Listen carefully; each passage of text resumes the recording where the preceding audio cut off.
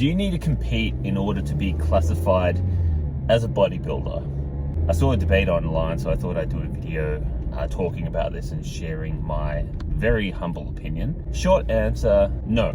I think anyone can be a bodybuilder provided you meet some criteria. Now let's break down the word bodybuilder. We are building the body. Okay, so based on that theory, if you are performing resistance training with the intent to build more muscle and reduce body fat, you are technically a bodybuilder. Okay, you are building your body. Now, I'd split this up into three main areas that you could potentially fall into. So one, the most obvious one is competing, right? So these are people who've been at the gym for maybe a few years and they just have this desire to be competitive. They've got a competitive streak and they want to see how they fare up against other people or just themselves, because it's extremely challenging to diet for any bodybuilding competition, whether you're doing bodybuilding, men's fitness, men's physique. There's a few different categories depending on your size, but either way, it's a huge undertaking, both leading up to the show and building enough muscle,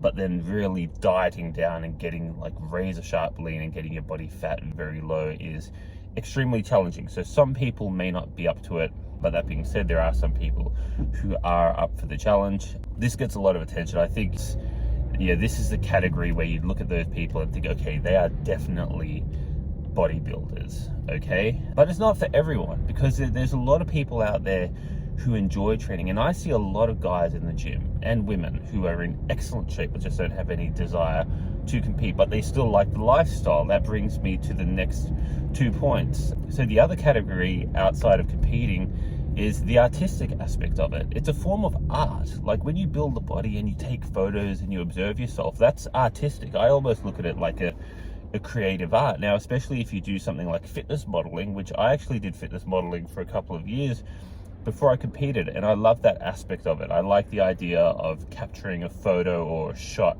that tells a story around the body. So I think there's a very creative, artistic aspect to bodybuilding as well, which doesn't quite get enough attention. So I think that's the other one. And the third, and I think this is the most common one of all, is the lifestyle. Like you may just love the bodybuilding lifestyle, and that's where I'm at now. I'm no longer competing because I don't feel like getting that lean. For me right now, the negatives would outweigh the positives. Keeping in mind, I competed 4 years, but right now I just don't have the desire to do it. That being said, I love this lifestyle. Like, I love the bodybuilding lifestyle. So I'm not even prepping for any photo shoots or anything at the moment, but I'm in the gym 6-7 days a week. I'm training very hard, very consistently, and I'm always on top of my nutrition. I basically track my macros, not my macros, but my calories at least every single day.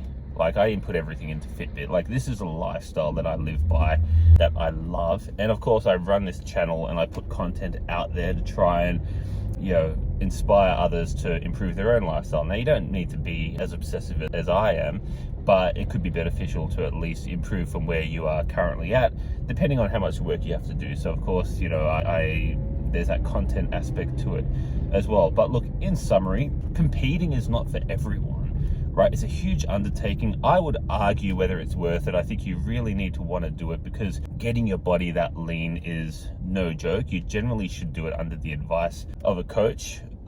It's quite expensive as well. There's a lot of money involved with competing, both from if you're paying a coach, that's going to cost you a bit of money. If you're registering, there's going to be a registration fee depending on how many divisions you want to compete in. There's generally a fee per division, and then of course there's all the prep around it with the food, the tanning. If you're competing in the women's division, then there's a whole lot more that goes into it. So we could be talking thousands of dollars just to compete. So look, it's very expensive. You're going to need to get extremely lean, and then you're going to have all this month leading up to it, up to the big event, and be on stage for a few minutes, and then it's all over. Like I said, I did it for 4 years, right? So I wouldn't regret any of it. Looking back now, some of the greatest memories, and I'm very glad that I did.